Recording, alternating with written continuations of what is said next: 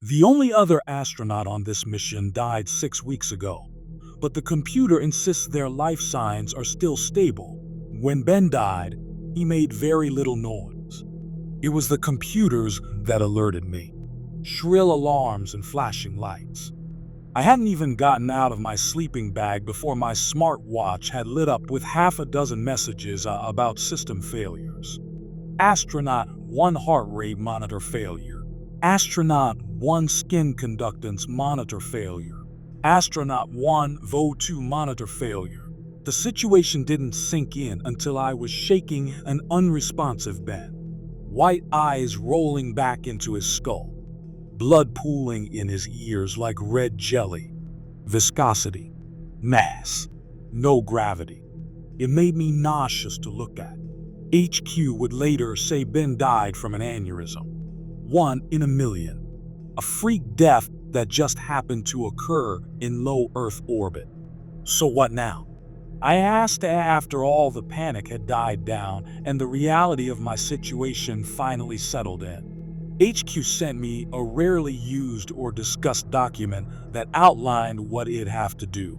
Bodies pose a unique threat in microgravity, it explained. All that order becomes disorder. What is solid turns to liquid. What is liquid turns to gas.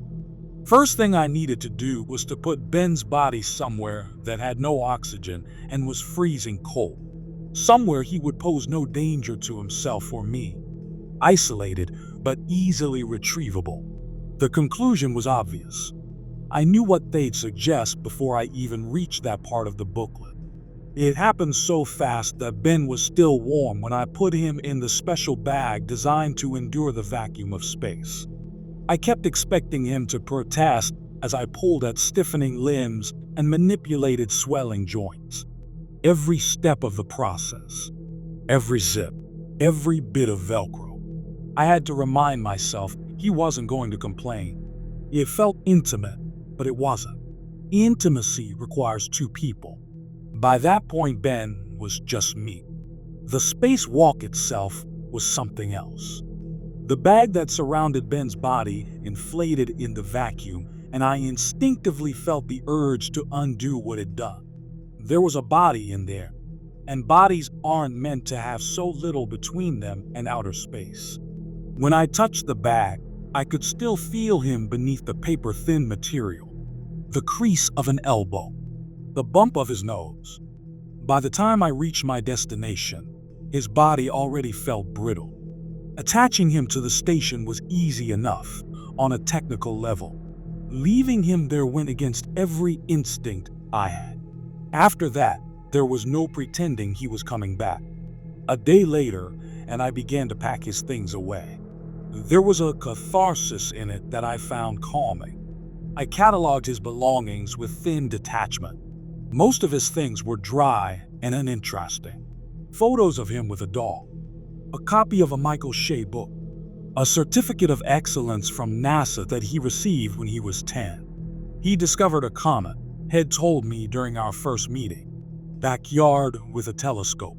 NASA let him name it and everything. That was how he knew he wanted to be an astronaut. Described it as a calling. Ben was like that. A real-life Boy Scout. In life head had no edges. You'd think given our history we'd be close. 2 men selected based on extensive psychological profiling. Together we had simulated multiple missions to Mars. 2 on the ground, 1 in space. All of them highly secretive. An official mission to Mars was meant to be next, at which point the whole project would be made public. But the key to having 2 people work together, alone, for nearly an entire year isn't to find 2 guys who are best friends forever. It's finding people who want great on one another, neither hate nor love. 2 men who enjoy their own company, but don't mind one another. Ben and I had become acquainted over all that time together, but it wasn't like we were brothers in arms. We worked so well precisely because there was no meat to the friendship, no stakes, nothing to argue over. To me, Ben was a nice guy, but that was all. I figured he was plain and simple all the way down. No dark secrets. No real problems to speak of. The journal changed that. It was taped to the inside of a panel of a computer at his workstation. He must have hidden it close to his things, somewhere out of sight, but easily retrievable. Frayed leaves and yellowed pages, like some ancient artifact. Last thing I expected to find in a space station. I almost mistook its leather cover for some sort of personal Bible, the sort of well-worn tome held up by a preacher making exclamations about the devil, but its insides were handwritten and hardly in keeping with a Bible. Scribbles, shapes, phrases repeated and dissected. Some of it was even in binary. It seemed like the ravings of a child or a lunatic. I thought it was maybe a mindfulness exercise. Empty-headed doodling to help him get his head straight during stressful moments. But that didn't explain why he had hidden it, and why the numbers and pages seemed strangely organized. I don't know how to describe it exactly, except to say there was the vague impression that it meant something to the person who'd made it. Every last gram on a shuttle is accounted for. What you bring up with you, it can't be some random crap you won last minute. Ben would have had to clear the journal. I'm assuming he kept the contents secret. One look at what he'd been writing and NASA would have had him in psych eval before the end of the day. But the book's size and weight would have had to be logged and accounted for. It could not have gotten on the station by accident, so I knew immediately that Ben had wanted it for something. I studied it for over an hour, trying to figure out what that was. Flicking from one page to the next, glaring at rows of numbers, strange fractals, something that looked like a cross between an eye and a textbook drawing of an atom. Given the way his writing and art skills developed throughout the book, I began to suspect he'd been adding to it since his childhood, which was just another layer to the growing mystery. I thought I was never going to get any insight into the book until, about 3/4 of the way through, I came across yet another page filled with rows and rows of numbers. Only this time one of the strings was underlined and a single word had been scratched ragged and angry next to it. The only bit of English, or any human language, in all those pages. The only thing written in a way that could make sense to a living human. The word itself made me stop dead in my tracks. Made my blood run cold. 170,318,042,636 aneurysm. The suspicion that came over me felt like a kind of madness. I told myself I had to be nuts when I checked the data from Ben's biomonitor, that I had to be crazy to even entertain the notion, but the information recorded by several different machines confirmed it. Ben's exact time of death was the March 17, 2018 04:26 hours and 36 seconds. I don't think I moved for a good 15 minutes after that. Just stared at the data as my mind worked its way around a giant, impossible realization. Ben knew he was going to die. Of course, I tried to rationalize this. Anyone would. I came up with half a dozen reasons he'd written what he'd written. None of them were comforting, although they at least fit in with a more rational worldview. Take, for example, the idea that Ben had killed himself at that exact moment in time to meet some sort of prophecy he had scrawled days or even hours before. Was that a good thing? What did it mean for me? Ignore the logistical issues. What poison can be timed to the second? Let's just say that's what he did. That left the hair-raising question of why, and there was no comfortable answer that I could see. Of course, I went through that book with a fine-tooth comb looking for any more clues. I wish I hadn't.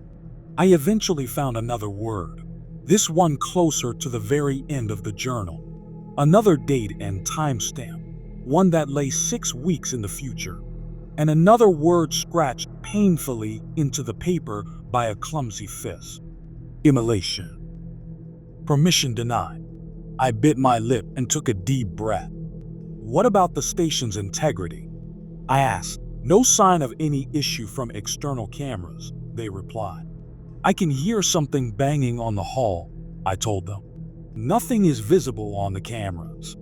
That's why I need to go take a look, I wrote. It's hard to argue with a computer. You can't shoot it a death glare. HQ could have easily arranged video calls. But really, they wanted the distance. Made it easier to say no. Solo spacewalk is incredibly dangerous, they quickly wrote back. Microphones in Station Hall are reporting nothing of concern. Usual impact from debris. Nothing that corroborates reports of external tapping. Permission for spacewalk is denied. I made no further response, but instead closed the screen and wondered if they were being entirely truthful. The tapping sound, coming and going over the last few days, was unmistakable even over all those whirring machines and motors. Space stations are loud. They even give us earplugs to handle it. But whatever was out there was somehow louder. Or perhaps, given the circumstances, I was just sensitive to the thought of something, anything, out there. There was no denying it annoyed me. Just one of those sounds I found it impossible to block out, like water dripping in a bathtub at 3 a.m. Tap, tap, tap, tap, tap, tap, tap, tap, tap. No sense of order, not on the surface level, but something maybe, underneath. Some sense or reason, some kind of regularity that the brain detects and can't let go of. How could the microphones possibly miss it? Sleep was getting progressively difficult. At times I thought the station under some kind of hidden stress. Materials freezing and warming in irregular ways. No atmosphere, no conduction of heat. Things get hot in the sun's rays. Objects warm and cool to both extremes. This is routine stuff for anything up in space, of course. But it didn't stop me thinking about all the ways the station was just a pile of metal that could come undone, could break and tear, bend and stretch. Like watching the wing of your plane wobble during turbulence. It's an uncomfortable reminder that you're just a monkey in a fancy toy. And what if something had come loose? Something. Oh haha. At first I stuck to this notion strictly, asking myself, what if some antenna or strap or bit of metal had gotten loose and was banging against the hull? That would be bad. But of course, that wasn't really what I was thinking. It's what I wrote to HQ about, over and over and over. But what was really on my mind was the thought that maybe, somehow, he had gotten loose. And of course, that's not so silly, right? The specially designed bag he was in, the one that would vent any gases produced by decomposition while maintaining his body's integrity, was brand spanking new. Know how many times it had been tested? Never. Never ever. Ben was the first. So of course it might come loose. Just because it's space-age technology doesn't mean it's sophisticated. He was strapped to the outside like a Christmas tree to the family sedan. Maybe, I wondered, one of the straps had broken and now he was thumping against the side every now and again. Never mind that there wasn't anything out there to prompt that kind of buffet. No air. No wind. If head come loose, head just float a little farther away. But something was making that noise, and I worried almost constantly that it was him. Only problem was I had cameras. Lots. And all of them, every single time, showed the same thing. The bag barely changed from when I last saw it in person, strapped firmly and securely to the station's hull. This should have reassured me. Should have, but it didn't. Something was out there, tapping at the hull, on and off. No pattern, no reason, no correlation. It came and it went, seemingly choosing its moments to bother me the most. Sleep was difficult for multiple reasons. The tapping was bad enough, but lately my nightmares had taken a strange turn. Black, cold. In them I was trapped in a suffocating film. Freezing cold, non-stop agony, Fighting furiously to free myself was this black void of a nightmare. Like all deeply terrible dreams, it colored my thoughts for the rest of the day, and each time I had it, it got harder to shake. I tried to endure, compartmentalize, take my mental turmoil and put it in a box, write unhinged across the lid, and sit rocking back and forth waiting for my rescue. And that was an option, a good one. But there was one little word that stopped me going the route of hunkering down and ignoring my own madness. Immolation. When HQ told me the date of the shuttle would reach me, I spent quite a bit of time wondering if this wasn't just some big experiment. The sheer coincidence of it all. The magnitude of it. They'd sent me the message, and the subject line had 3 exclamation points, like the communications officer on the other side couldn't wait to deliver good news for once. Let their professionalism slip. They'd finally arranged a shuttle to retrieve me after it was done dropping some guys off at the ISS. It was lucky it had come so soon. A stroke of logistical genius allowed them to sneak Ben and me back without it being too conspicuous. I should be very thankful, they told me, but I was just stunned. The date matched the one Ben had written out. Factoring in travel time, it'd be entering Earth's atmosphere at the exact time the prophesied moment would come and go. Ripe for an error, a misplaced heat pad, a mistimed thruster. Something, anything, to go wrong and leave me plunging to my death in a burning metal tube. Ripe for immolation. If it wasn't Ben out there tapping away, I wanted to know. I needed to know. I was a rational man, a skeptic. I did not believe the natural world would produce a man that could predict his death down to the minute or the second. Nor did I believe he could predict mine. But I am only an animal. I am made of meat, vulnerable, a raw nerve in a world of jagged rocks. And I am risk-averse. That word, immolation, not random, not chance. Up in the void surrounded by pure oxygen, fire was a constant risk. Ben's little numbers loomed large in my mind. I had to make sure everything was in place. Had to make sure there were no errors. If it was a prediction, which I refused to accept at face value, then maybe I could take heart from it. What could Ben do in the face of an aneurysm? Nothing. But immolation, fire, an accident. That sort of thing could be avoided. Just so long as everything was in working order. Just so long as everything was where it was meant to be. What did HQ know? Cameras and remote operators. Not enough. No one else was in that tin can except me. Why even have humans in space if you wouldn't trust their instincts and judgments? I needed to know what was making that noise. I needed to get out there.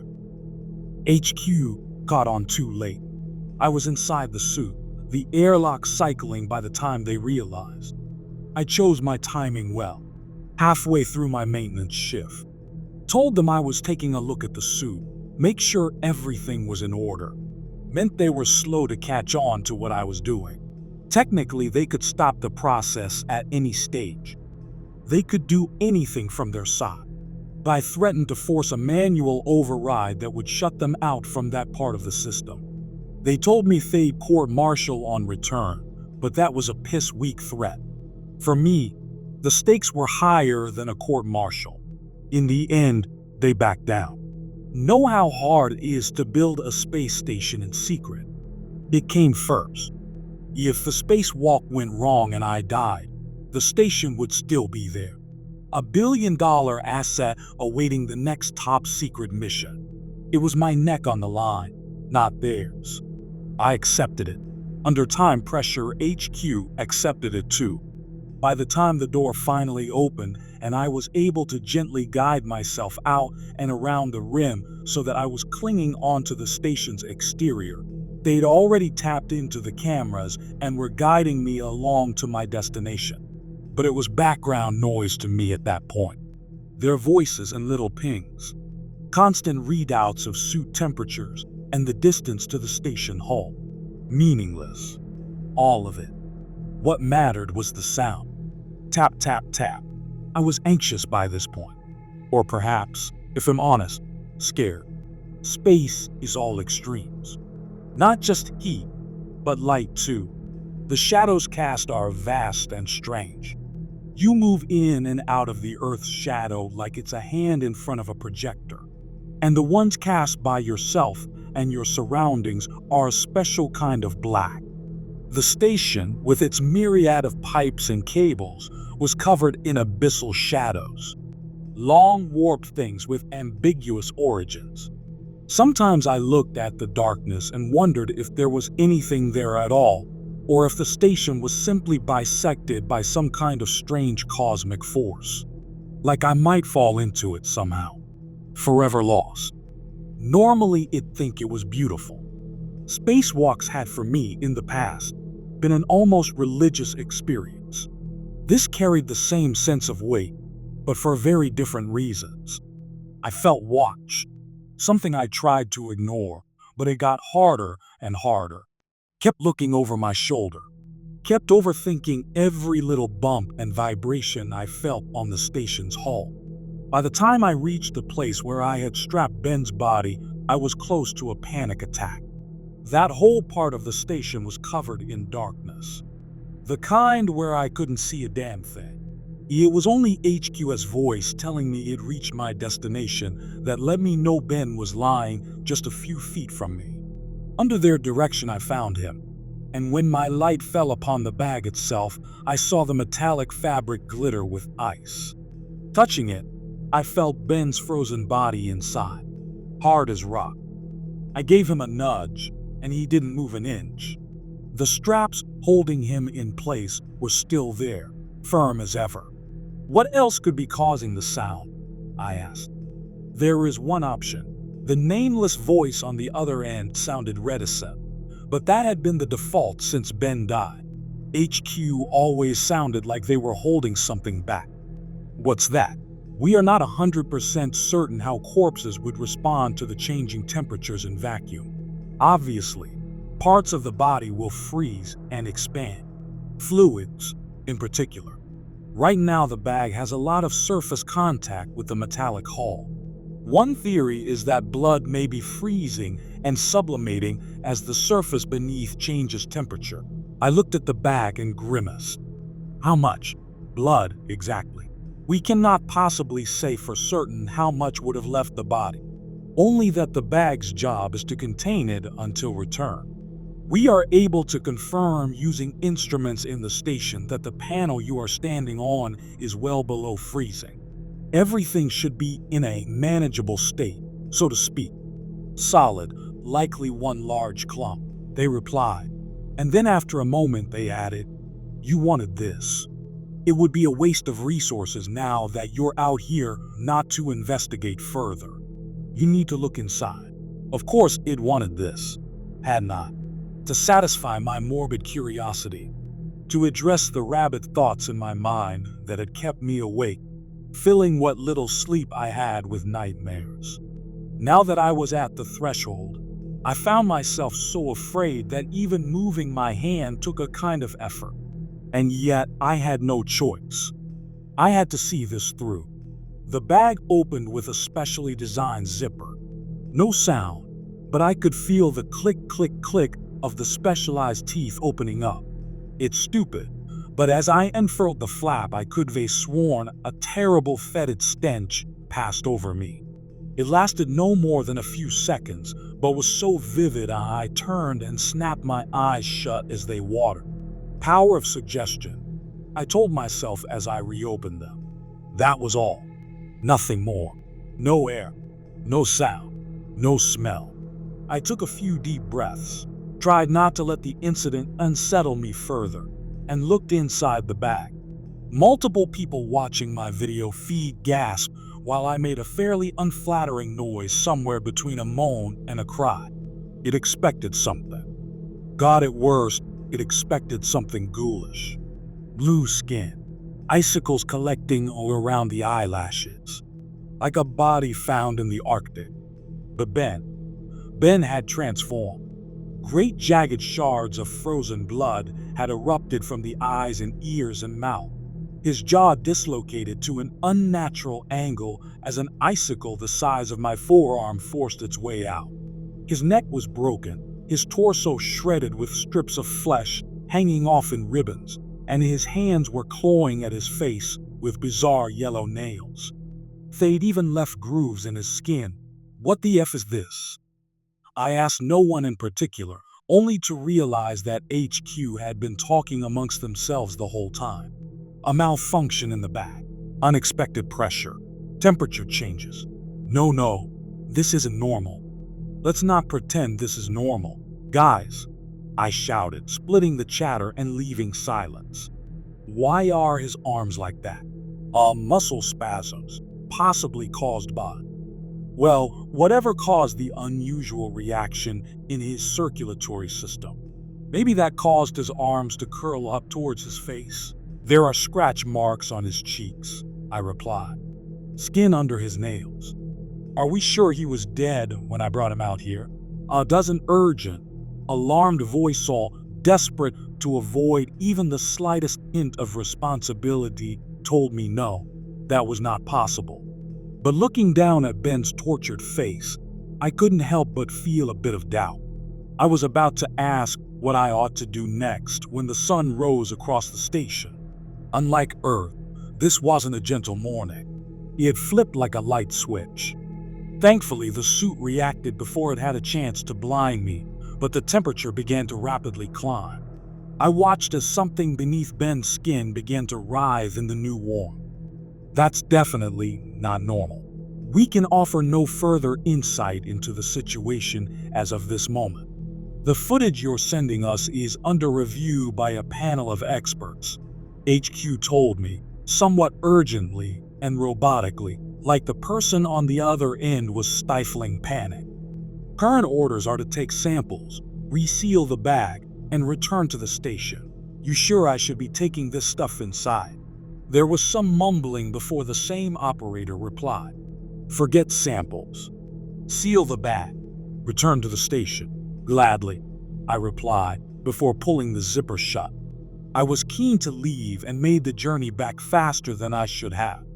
That crawling sensation you feel when being watched, it was all over me. Made me clumsy, and I knocked myself more than once on the way back, like I was suddenly unused to the suit's controls. I just couldn't escape the notion that everywhere I looked, someone or something had darted back just out of view. Of course, that was impossible, so I told myself, what could survive out in space?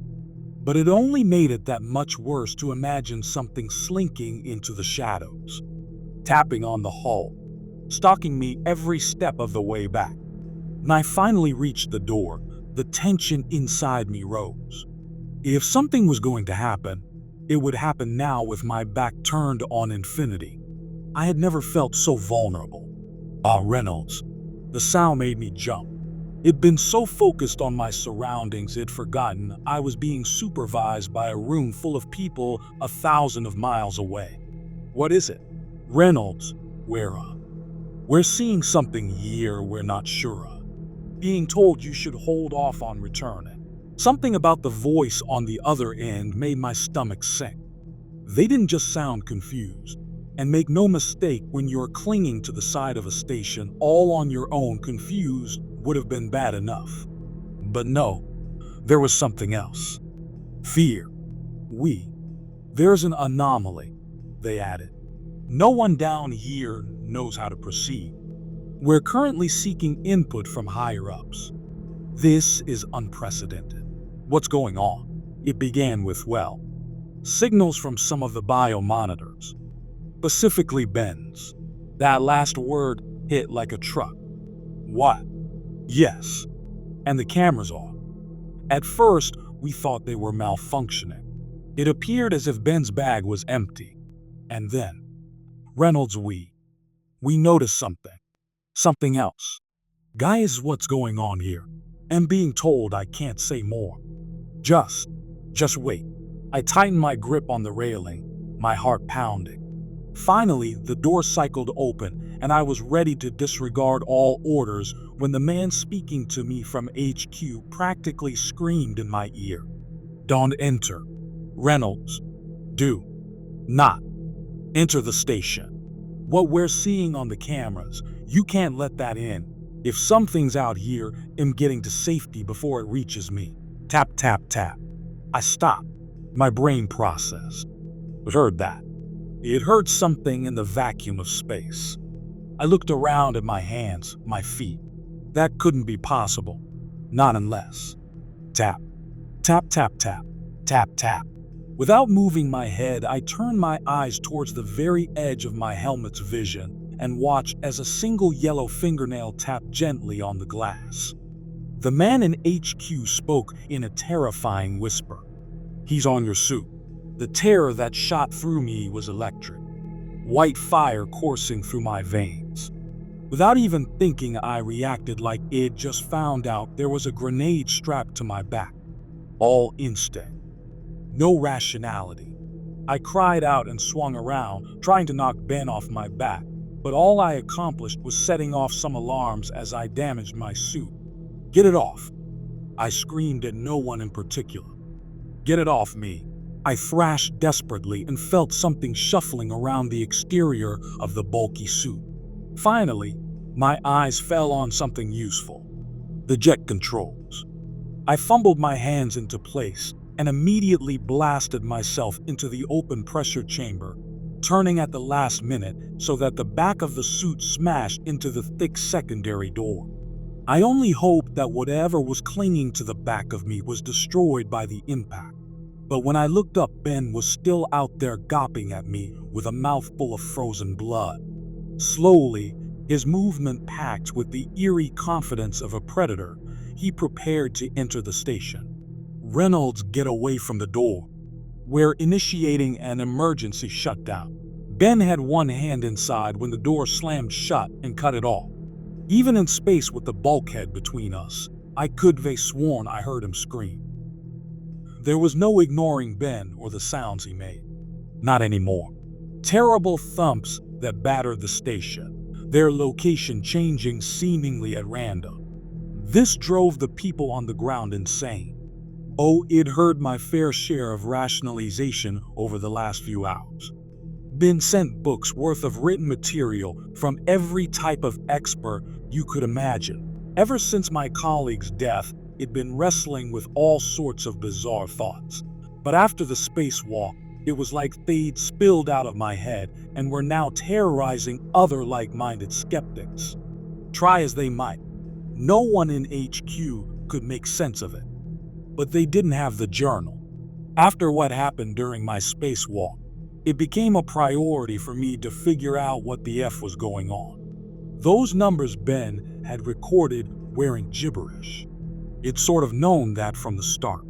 To read them was to feel like you were reading another language, something secret and hidden. And while I never cracked the code, not even now after all this time, I did figure out where Ben had found it. Black. The trick was to dig deeper into Ben's research. Specifically, a pet project of his head spent nearly his entire life chasing. A little comet, a ball of ice, way out in the Kepler belt, close to where the solar system abates and the great cosmic void begins. Something small and insignificant that rotated and shifted and occasionally caught the sun, bouncing photons right back at us. A glittering snowball so faint as to be invisible unless you happen to look at the right place at the right time. Like Ben did when he was just 10 and playing with hobbyist Dad's backyard telescope. A light in the darkness. A light that spoke to a few instruments Ben had adjusted to record each little emission. Flash on, flash on, flash on, flash on, flash on, tap, tap, tap, binary to hexadecimal, and from there, God, something else. Something that spoke to him. Something out there had spoken to him. I don't know what scared me more. The sound of a reanimated Ben pounding away at the station, an imminent, all too near threat. or the thought of something in the void whispering unknown secrets to a man for the last 2 decades. An idea that occasionally rose over me like the tide, swallowing me whole if I dwelt on it for more than a few moments. I never did figure out what the transmission was saying, but I was transfixed nonetheless. Not just by Ben's little journal that contained hundreds, thousands of handwritten records, but the live transmission he had set up on his computer, the one head converted into a sound. It was like an earworm on steroids, like white noise made of acid, a flood of alien ideas that left me confused and drooling if I listened for too long. All told, I spent no more than a few days with access to that transmission, and by the end, I felt like I was on the verge of melting away. But Ben had been exposed to that thing since his childhood. Spent years and years listening and recording and waiting, working towards something none of us could really hope to understand. I had to assume that transmission was responsible for his death, and even worse, what had happened to him afterwards. Had it always been the reason for his coming to space? Had the Ben he'd known just been a sham? The sound, the light coming from out there, it felt raw. It wasn't a gentle lull or a siren's pull. It was dark and overpowering. Why had he given into it? Why had he done everything it wanted? How much of his life had been lived because of its needs and wants? One thing I could be sure of as I spent days listening to Ben's furious rampage on the exterior of the station, whatever had spoken to him, it was hostile, and it couldn't be allowed to come back with me. Reynolds, am being told this is going to be a bit of unconventional pickup. I scoffed as I finished suiting up. That was an understatement. What did they tell you? I asked as I pulled the helmet down and initiated the door's opening sequence. There are concerns about contamination, the pilot told me. Not sure what that means. Didn't say if it was biological or chemical. All sounds a little weird if you ask me, but we're meant to pick you up mid-space walk. Is that right? Yup, I replied. You up for that? We're told we can come about 200 meters away, but you'll have to close the rest with the suit's thrusters. Gonna be something else for you. Untethered journey from one vehicle to the next. It's never been done before. I'm well aware of the risks, I said. Just keep your eyes peeled. This time it was his turn to scoff. For what? He cried. You'll know it when you see it. I made the journey with my back to the shuttle, floating in the wrong direction at a slow but consistent speed. My eyes glued to the station, looking for some signs of Ben. There was the occasional flash of something red, a slight shimmer of movement often obscured by some of the station's panels and antennae, that let me know he was still on the exterior, skulking around somewhere. So long as he stayed there, I knew it'd be okay. But the entire time I kept waiting for the other foot to drop, for the tension to finally explode into that life-threatening danger I knew was waiting for me. It came as a surprise when I finally approached the shuttle without incident. Pilot told me I was a few meters away and it was time to turn around. So I did, drifting around as gently as a diver returning to the surface. I had my back to the station no more than a few seconds when the pilot grunted. That's odd. He sounded nonchalant, but the object that hit me was anything but minor. Ben, uninterested in making the journey safely, had launched himself off the station as fast as he could, and with no way of slowing down, he hit me at full speed, slamming me up against part of the door frame and sending us both tumbling out into the void before anyone had even had the time to register his attack. This time he was not letting me get a door between us. He scrambled over my suit like a deranged insect, one that I desperately tried to swat away as the great void spun around us both. Stars turned to lines, the shuttle swooping past my helmet's field of view in almost random directions. It was sickening and terrifying, and I hoped to God it'd be able to correct the spin before it got out of control, But all of that came second to the monster who was clinging to my suit. At some point, he crawled around in such a way that I got a good look at him, the first in a few days. It was up close, personal. Even with the helmet's glass between us, I could make out such stark and startling detail that I momentarily froze in terror, aware only vaguely of the pilot's panicked transmissions. Jesus Christ, what the F is that thing? Reynolds, you need to get yourself stabilized. Much further, and we won't be able to help. And whatever you do, you need to know that thing isn't coming aboard this shuttle. I wanted to reply, but I was busy trying to get an arm between me and Ben, who was now a profusion of jagged red crystals of varying sizes. Some as big as kitchen knives, others like sewing needles. A spacesuit's worst nightmare. A puncture wouldn't lead to the immediate decompression you're probably thinking of. Instead, it'd have a few moments at most before the air enveloping the suit dissipated, and after that my lungs would collapse. My blood would start to boil, and the water inside my eyes, nose, ears, and other soft tissues would vaporize and try to escape. Like frostbite on fast forward. But punctures weren't my sole concern. I knew I had to stop Ben's hands getting a grip on the helmet. I don't know if whatever had animated him had access to all his memories, but Ben sure as crap knew how to remove a helmet from the exterior, so all my focus went on keeping his nasty little fingers away from my neck. A puncture would still leave me enough time to return to the shuttle, but with no helmet, it'd be doomed to a very painful death. So I fought the best I could, knowing everything hinged on me pushing him away. But Ben was lithe and insectile, constantly slipping out of reach whenever I got close to giving him a good shove. His fingers could easily find purchase on the suit and its many little greeblies, while I was basically wielding oven gloves that offered no dexterity. I had no hope of shaking him off the usual way, but I did have something on my side: inertia. The whole time we'd been spinning furiously, and that rotational force was just about the only thing trying to peel the two of us apart. So far I'd been fighting it, but why? I realized at the last moment I had one option left, so I jammed half thrusters on and decided to make the nearly out-of-control spin much worse. Normally, an uncontrolled spin is one of those nightmare scenarios any astronaut dreads. Humans are irregularly shaped, and once you start rotating along more than one axis, applying more force is likely just to make it worse.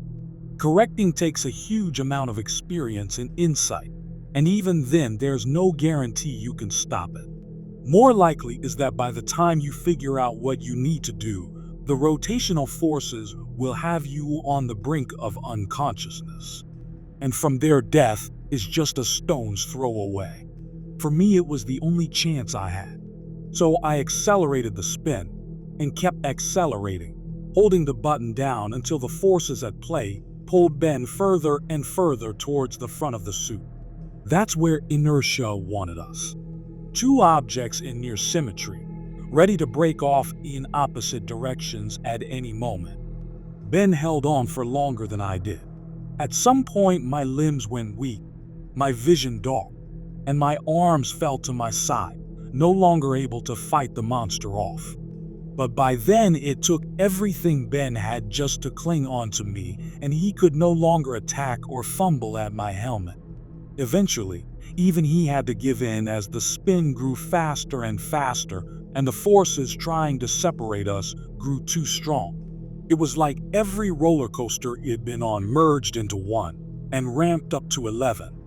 The last thing I remembered before I lost consciousness was the sight of Ben's monstrous face being flung off into the void. I came to aboard the shuttle. Several men and women crowded around me. "Jesus Christ, you're lucky." I groaned and made eyes towards the person who had spoken. It sounded like the pilot. Nice to put a face to the voice. "I don't feel lucky," I gasped. "You spun right towards us." We were already suited up and on our way. Timed up well. That suit was riddled with holes. Any later and we wouldn't have been around to catch you and get you into safety. As is, pal, you're going home. Medical check shows no real issues. I think you're going to be okay. Where's Ben? The people around me shared a funny look before one of them realized. Benjamin Whaley, the other astronaut on board. Is that what? Who was attacking you? I nodded. Well, he's gone, they replied. If that really was your colleague, where? Well, we're sorry. I feel like there's a story we're missing. I'll catch you up when I'm feeling better. I coughed. Well, whatever happened to him, he'll be re-entering Earth's atmosphere in the next hours, the pilot replied. What then? I asked. The pilot thought for a second. Human body on re-entry? Hell go up in flames. Immolation. I hope you guys like this video. If you did, make sure like, comment, share, and subscribe the channel Mark Stories.